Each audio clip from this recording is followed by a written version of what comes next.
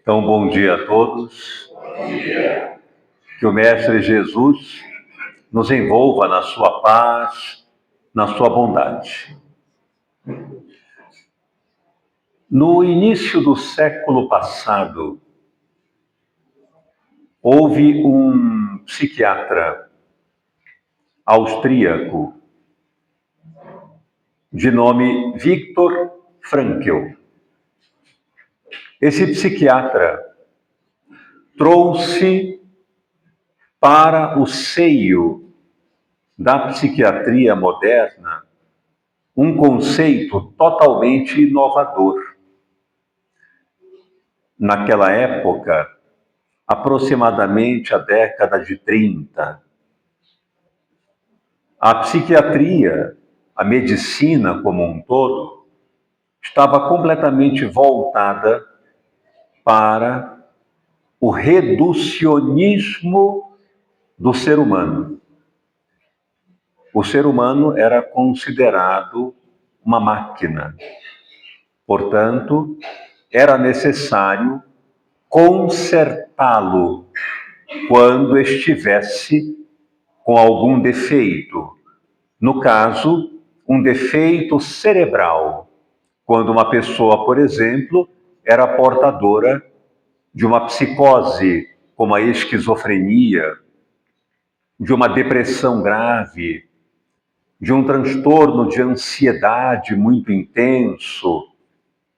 É como se ele estivesse quebrado e, portanto, precisava ser consertado através de medicamentos que estavam ainda surgindo naquele momento, né? E esse psiquiatra apresentou uma proposta revolucionária. Ele disse que a criatura humana é, por excelência, pessoa espiritual. Espiritual não como uma visão espírita, espiritual como um ser humano que possui em si uma dimensão, uma área que nunca adoece, nunca. E ele chamou essa área de dimensão noética ou espiritual. A palavra noética vem do grego nous, que significa essência, espírito. Portanto, criando uma verdadeira revolução no conceito do que é o ser humano. Ele então prossegue dizendo: essa área espiritual, como ela não adoece, não importa do que o indivíduo padeça, ele nunca perde a sua dignidade como ser humano e a sua unicidade, a sua singularidade como pessoa. Isso é muito importante, por várias razões. A primeira delas é que isso conserva, portanto, a nossa dignidade como pessoa, rompendo com preconceitos, com estigmas frente à doença mental, por exemplo, que ainda hoje é muito grande o preconceito, mas aos poucos ele vai sendo diluído, eliminado por essa visão de dignidade que todo o ser humano tem. Em essência, o ser humano é alguém que decide aquilo no qual quer se tornar. A doutrina espírita também pensa assim. O livre-arbítrio, que dá no mesmo dessa dimensão espiritual. A dimensão espiritual, para Viktor Frankl, é composta da liberdade de nós nos posicionarmos frente aos nossos problemas, às nossas dificuldades, às nossas limitações. Nós não somos produto da genética ou do meio ambiente. Nós somos seres que se posicionam frente a isso. E aí vem o segundo aspecto importante dessa dimensão. Nós podemos, sem sombra de dúvida, até mesmo nos opor a qualquer estado de adversidade em que nós nos encontremos. O problema é que nós normalmente não sabemos como fazer isso.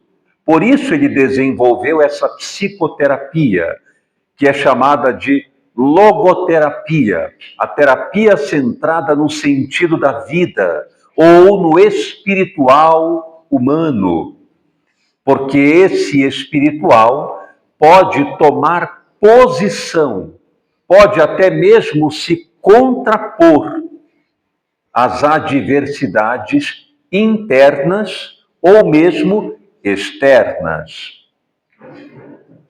Isso é muito importante em função do nosso tema de hoje.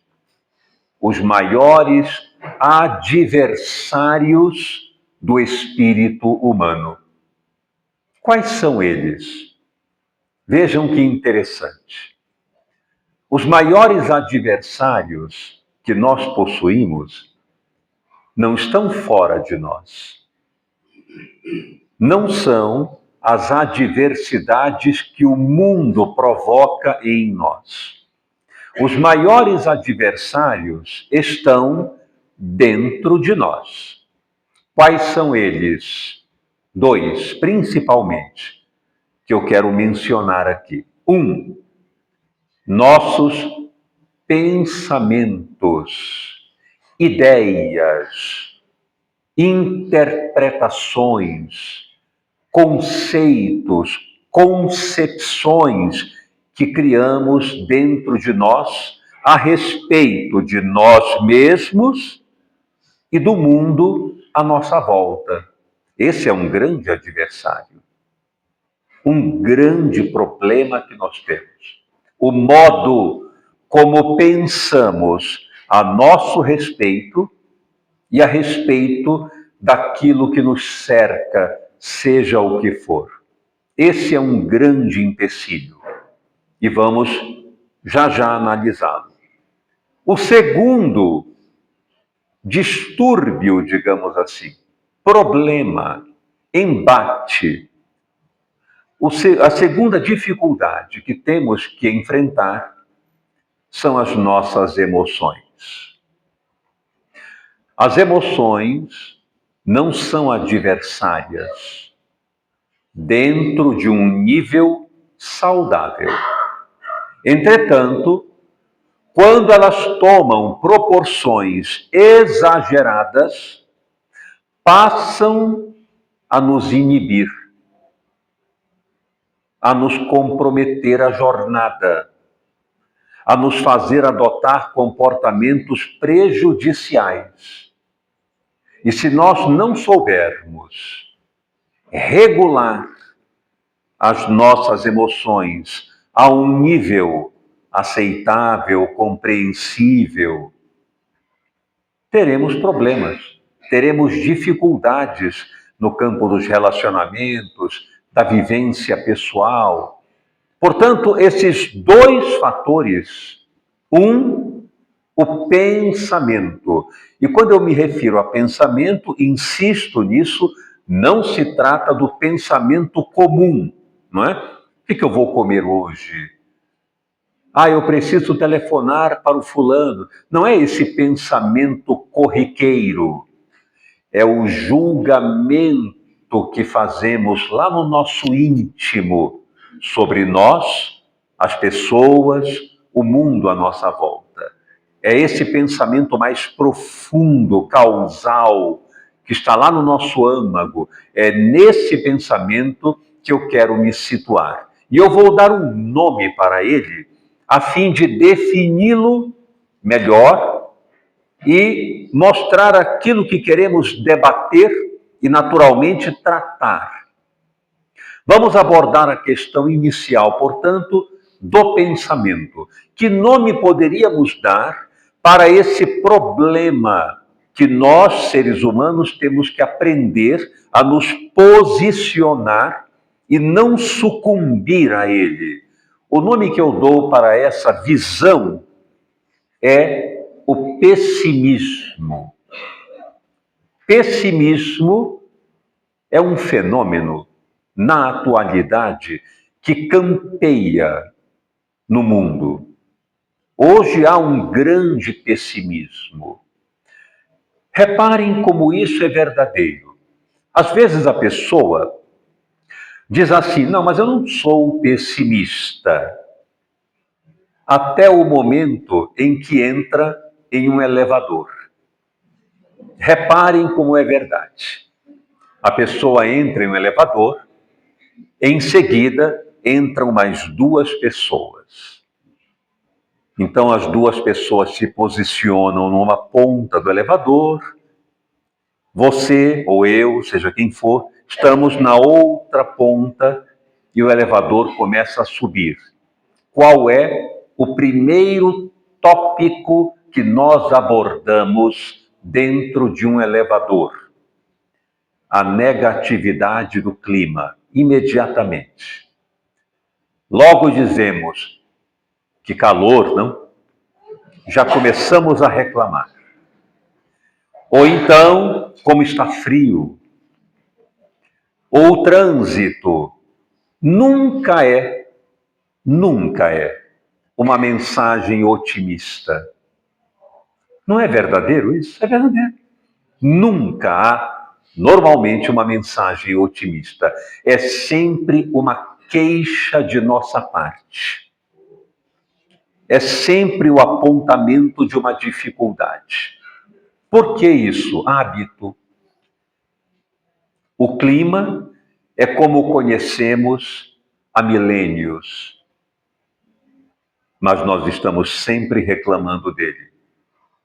O trânsito, desde que nascemos, sempre foi caótico, mas nós continuamos a reclamar dele.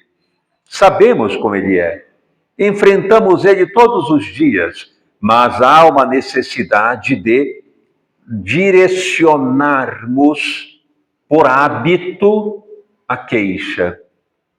O pessimismo, ele vive em nós, de uma forma ou de outra. Quando alguém prepara um jantar, um almoço em família, por exemplo, hoje é domingo, hoje é dia.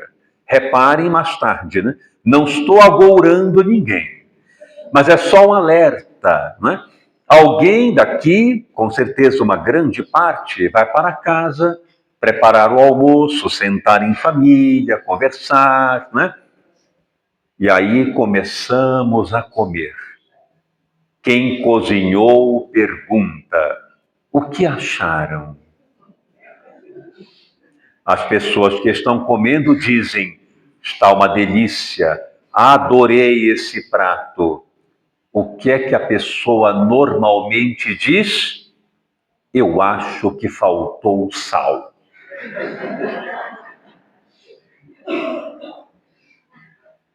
Sempre há uma queixa. É hábito. Não há problema nenhum na comida, mas é necessário depositar alguma queixa, senão não ficamos satisfeitos. Esse pessimismo representa, no fundo, em uma profundidade, algo muito grave. Superficialmente, ele é tolerável. Ah, faltou sal. Ah, eu acho que não ficou tão bom. Ah, faltou demorar um pouco mais no forno. Enfim, coisas normais. Porém, não é tão normal assim.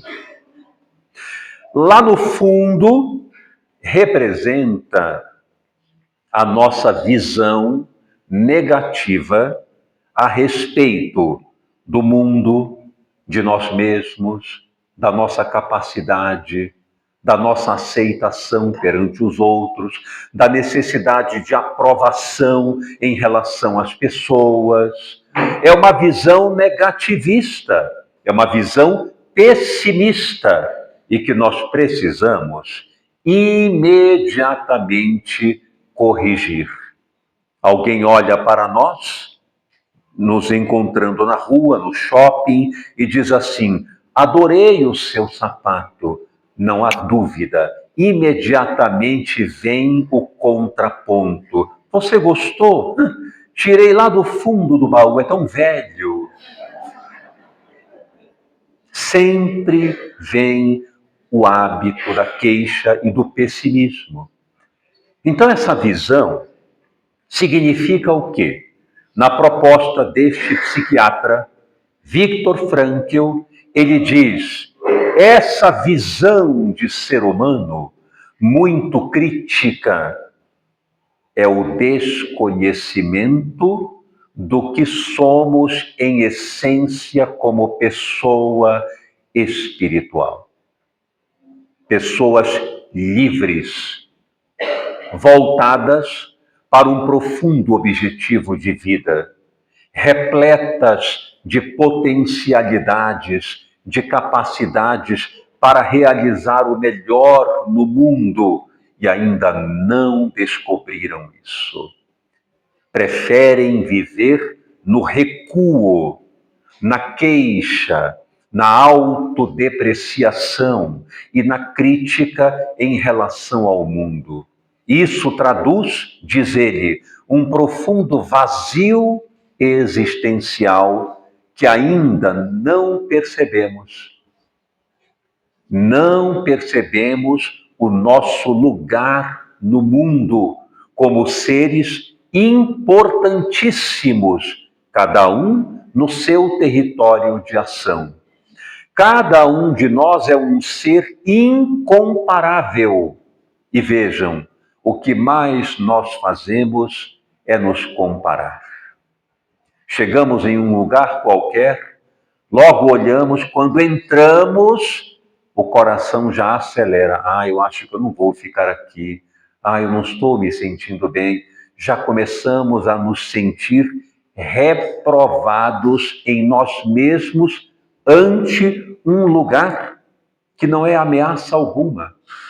É um conjunto de seres todos diferentes entre si, cada um com a sua singularidade incomparável, mas nós logo nos comparamos. Aquele está melhor vestido, aquele fala melhor do que eu, aquele tem uma aparência muito mais agradável do que eu, aquele conversa melhor, eu não sei o que dizer. Sempre há, ou quase sempre, uma autodepreciação, um sentimento de inutilidade ou de sermos menores em relação ao grupo social. É a visão de si próprio altamente distorcida, negativa e prejudicial.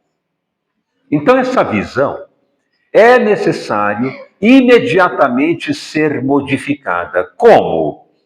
Desenvolvendo um novo hábito. Criar um novo hábito.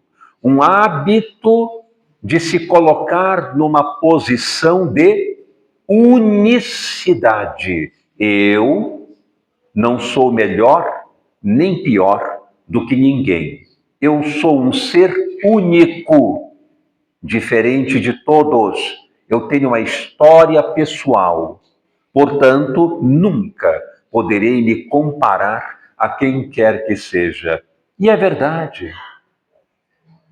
Eu, por exemplo, sou médico. É o que eu sei fazer. Mas eu tenho uma história de vida diferente de todos. Mas qualquer um que está sentado aqui, se eu me aproximar, o que é uma coisa impossível de fazer, mas se eu me aproximar para viver a vida de alguém aqui, eu serei um fracasso.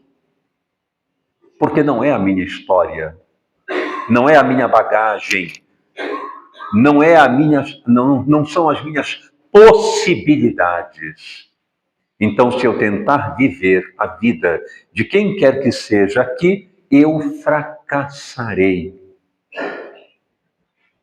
Ou seja, somos seres únicos, irrepetíveis, singulares. E quando olhamos para nós, frequentemente desenvolvemos uma visão pessimista sem nenhuma razão. Sem nenhuma razão. Porque nós nos comparamos frequentemente em termos de, por exemplo, beleza, posse, capacidade, tudo que é perecível. Beleza rapidamente vai embora. A pessoa é bela, repentinamente sofre de uma paralisia facial, fica com uma grave deformidade na face e perdeu aquela beleza que ela possuía. A pergunta é: ela deixou ou abandonou a sua dignidade como ser humano, a sua história, o seu valor? Nunca. Ela teve apenas uma alteração na aparência, porque o corpo é frágil, mas a pessoa não. A pessoa permanece íntegra, com toda a sua bagagem, possibilidades de ação, tomadas de decisão, riqueza de conhecimento, de aprendizado, de sentimento. Nada disso se perde. Então, o nosso mundo tem essa visão altamente pessimista, onde existe um estereótipo de beleza, quando a beleza, na verdade, ela é altamente singular. Quando eu era mais jovem, não que eu deixei de ser, mas quando eu era mais jovem, havia um programa de TV que ocorria no SBT. Certamente muitos aqui vão se lembrar que era um programa de namoro. Namoro na TV, alguma coisa assim, né? E aí eu tinha verdadeiro terror quando eu escutava. Eu era muito jovem ainda, mas já tinha um pouco essa impressão de não concordar com algo parecido com o que eu vou dizer. Que era assim, a pessoa perguntava: qual o seu tipo preferido? As loiras ou as morenas? Faziam geralmente essa pergunta no programa. E aquilo me causava uma náusea, um mal-estar, porque eu ficava pensando assim: que tipo de pessoa aceita ser tipo? Qual é a pessoa que aceita ser tipo? Porque quando você diz assim, qual é o seu tipo ideal? Então nós pegamos as pessoas, colocamos dentro de um caldeirão, misturamos e puxamos um tipo ideal. Quer dizer, qualquer coisa serve, contanto que seja um tipo. Isso é uma vergonha. Nós não podemos tratar o ser humano assim. Não existe tipo. Existe a pessoa. Quando alguém perguntar para vocês qual é o seu tipo ideal, a gente deve dizer: aquele ou aquela que vive comigo, que eu escolhi. É essa ou é esse. Não há um tipo. Há quem escolhemos, que é insubstituível no amor em relação a qualquer outra pessoa. Então essa visão de ser humano, ela tem que ser resgatada, porque o pessimismo campeia no nosso mundo, colocando as pessoas numa massificação. A pessoa tem que ser magra, esbelta, com determinado tipo de cabelo, certa altura, para então ser consagrada como alguém desejável. Isto é um absurdo, que infelizmente ainda permanece no mundo. A pessoa amada, ou por quem nos interessamos e escolhemos para viver conosco, a visão que temos que ter dela é não o que ela hoje está, mas aquilo no qual ela ainda pode se tornar. E nós, na convivência com ela, temos uma responsabilidade de contribuir para que ela se torne o melhor que pode ser. Isto é que é amar, isto é que é conviver, é olhar a pessoa não no que ela é, mas naquilo que ela ainda pode vir a ser. Por isso que Jesus nos ama incondicionalmente, porque Ele olha para nós e nos vê lá adiante, numa nova condição. Não vê como nós estamos hoje ainda, capengando, tropeçando. Ele não vê a nós hoje. Ele nos vê lá adiante, renovados, amadurecidos, crescidos. Então ele ama através dessa visão. Nós devemos ter essa visão também para o nosso próximo.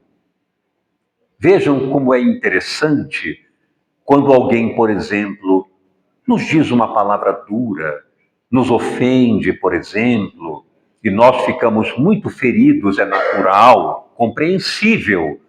Mas quando temos a visão desta pessoa, no seu vir a ser, e não no que ela é naquele momento, fica muito mais fácil perdoar, compreender, não devolver na mesma proporção, não agredir de forma igual, fica mais fácil. Mas se nós olharmos a pessoa dentro de um conceito como temos hoje, não é? O mundo está perdido. Este Brasil não tem conserto. Coisas que dizemos rotineiramente e que pensemos bem. Não é verdade, isto é uma ilusão que nós criamos. O Brasil, o mundo em geral, está cada vez melhor. Cada vez melhor.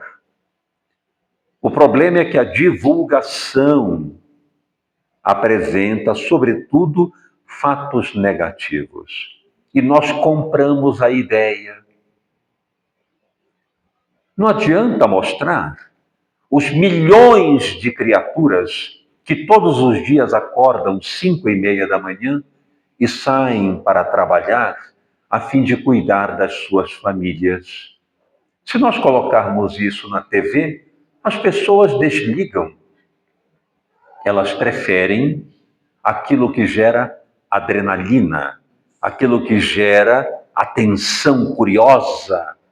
Portanto, acidentes, agressividades, lutas corporais no meio da rua, assaltos, sequestros, porque isso gera adrenalina e atende às nossas necessidades infantis, inquietantes ainda dentro de nós. Isso nos dá um certo sossego. É curioso isso. Não é normal, mas é curioso que aconteça. Portanto, o mundo está muito melhor. As pessoas estão muito melhores. Nós estamos avançando e muito para breve um mundo de regeneração. Então, primeiro tópico, mudar a visão mental, mudar as crenças, mudar os rótulos. Quando alguém disser para vocês, que belo sapato, digam, muito obrigado, eu também adoro esse sapato. Pronto. Não se trata de forma alguma de vaidade, trata-se de uma confirmação. Em vez de dizer, você gostou? Nossa, é tão velho. Não, que bom que você gostou, eu também adoro este sapato. Pronto. Essa camisa ficou linda em você, eu também acho. Pronto. Nós vestimos, é porque achamos. Não estamos mentindo. Afirmações positivas, afirmações protetivas. das nossas emoções, da nossa dignidade como pessoa. Quando cozinharem hoje, logo mais, voltando àquele assunto da comida na mesa, lembrem-se, perguntem de propósito hoje, só para fazer aquela pirraça. Digam assim: gostaram? Quando disserem, tá ótimo, que bom, eu cozinhei e vocês lavam. Falem assim. Sabe? Depois está todo mundo que estiver na mesa. Vocês cuidam, lavam e eu cozinhei. Então apreciem, valorizem. Quando alguém fizer um elogio a vocês de qualquer forma, digam muito obrigado. Fico feliz que você tenha gostado. Pronto. Natural. Em vez de dizer, imagina, olha, não está nada bom, está ótimo. Então, positividade e não negativismo e pessimismo. Quando entrarem no elevador, nada de, está tão calor, nossa, mas que trânsito terrível, que chuva, que terrível. Não. Alguma coisa positiva, um sorriso e diga, boa tarde, que bom ver você aqui, como você está. Uma conversa natural, sem ser aquela conversa negativa, pessimista, que aponta defeito. Então, mudar isso. Assim como desenvolvemos um hábito negativo, antes de tanto repetir o negativo, passamos a fazer algo positivo para criar o hábito. E vejam que interessante, o humor muda, é nítido isso. O humor muda completamente. Muda totalmente. Então, esse é o primeiro tópico: combater o adversário. Com o espírito que temos, somos livres para tomar posição e não aceitar algo negativo que nos venha à mente. Não precisamos aceitar. Veio um pensamento negativo, ok, deixa ele lá. Ofereça um chá para esse pensamento e diga, fique aí enquanto eu faço aquilo que é bom, aquilo que é saudável. E aos poucos os hábitos vão mudando e os pensamentos vão se tornando muito mais enriquecedores, alegres, esperançosos. É uma questão de hábito. O segundo tópico, emoções. Sobre emoções eu quero falar um pouco aqui, em função do nosso tempo. Ansiedade. Ansiedade é uma emoção perfeitamente saudável. Se nós não tivermos ansiedade, nós não sobrevivemos. Vejam, ansiedade é um sentimento humano.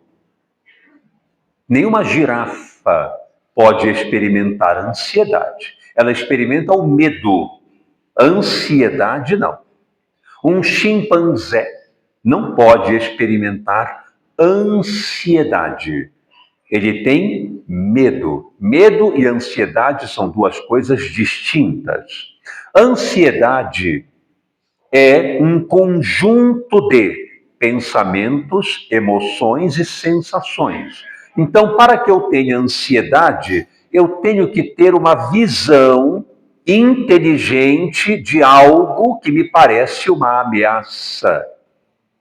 Então, ansiedade é algo que ainda não aconteceu, que está na minha mente e eu estou elaborando, prevendo, calculando. Um animal não faz isso, só o ser humano. Portanto, a ansiedade faz parte da sobrevivência. Quando eu atravesso a rua, eu tomo cuidado, fico cauteloso, principalmente em uma rua muito movimentada. É claro que eu vou ter um pouco de ansiedade. Então, a ansiedade nos favorece a sobrevivência. Ela é patológica quando é exagerada, quando ela passa do necessário para a sobrevivência. Então, existem ansiedades justificáveis e ansiedades injustificáveis. Aquelas que são justificáveis são as que eu tomo precaução, por exemplo, eu vou desligar o gás antes de sair, eu vou tomar algumas medidas de proteção, fechar a janela porque vai chover, vai entrar água na minha residência. Esse padrão de ansiedade, eu vou tomar cuidado e vou preparar o meu carro para a viagem, vou fazer uma revisão. São ansiedades justificáveis, que favorecem a sobrevivência, que favorecem a proteção do indivíduo, da sua família, do meio social. Essas são adequadas, elas precisam existir, estes padrões de ansiedade.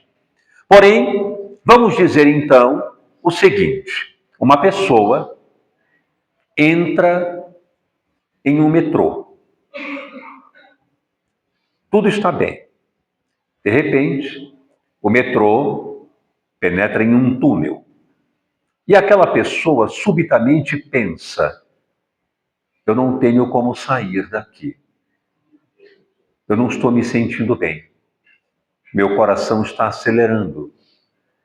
Eu começo a tremer, a transpirar e a perceber que, se eu quiser sair do local, eu não posso, porque o metrô está andando dentro de um túnel e eu então tenho um ataque de pânico.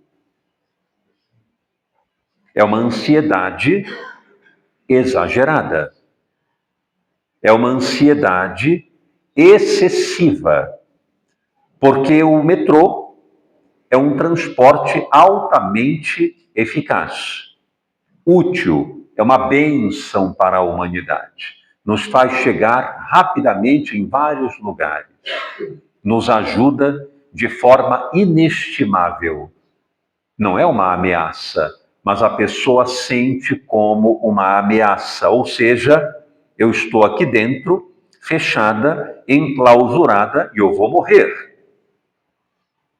É isso que a pessoa pensa. Esta é uma ansiedade exagerada.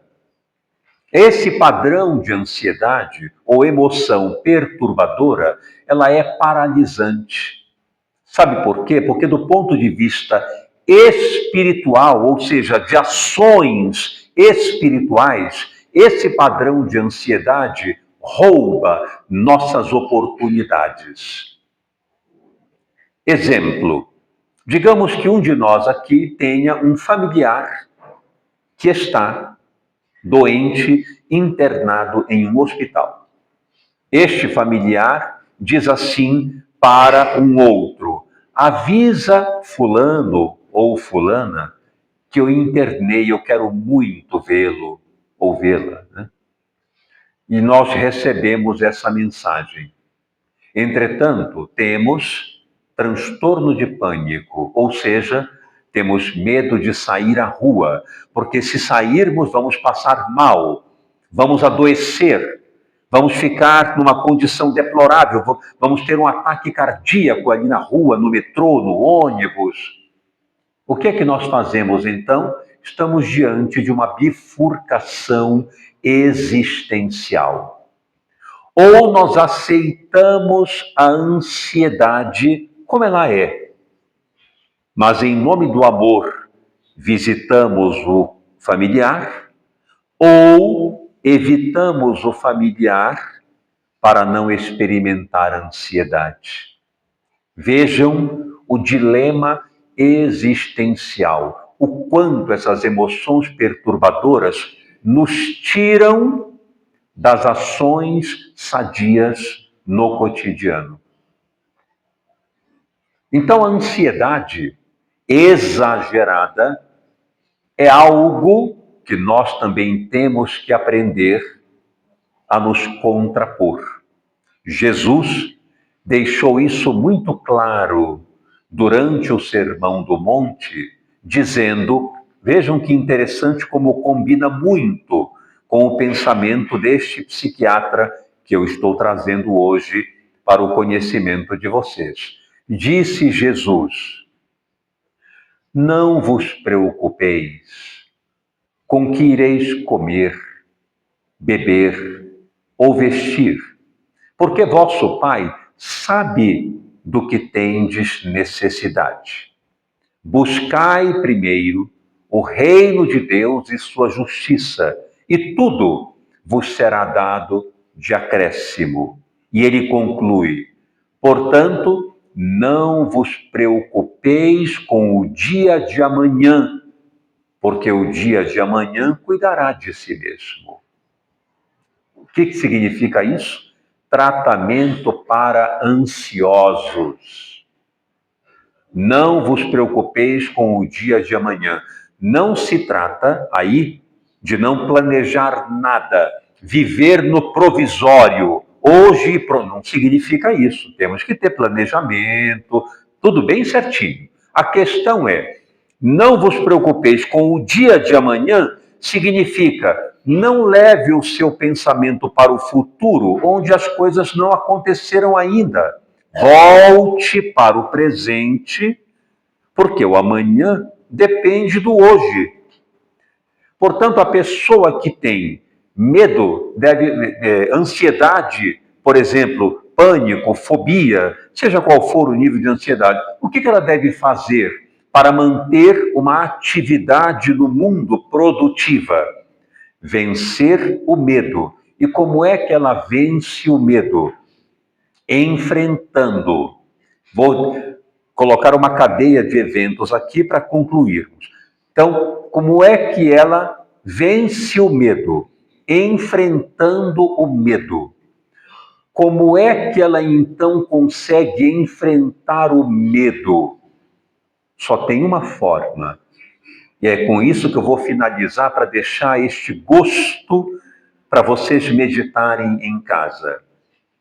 Só tem uma forma de nós superarmos o medo e a ansiedade quando são exagerados, tendo uma razão para viver superior ao medo.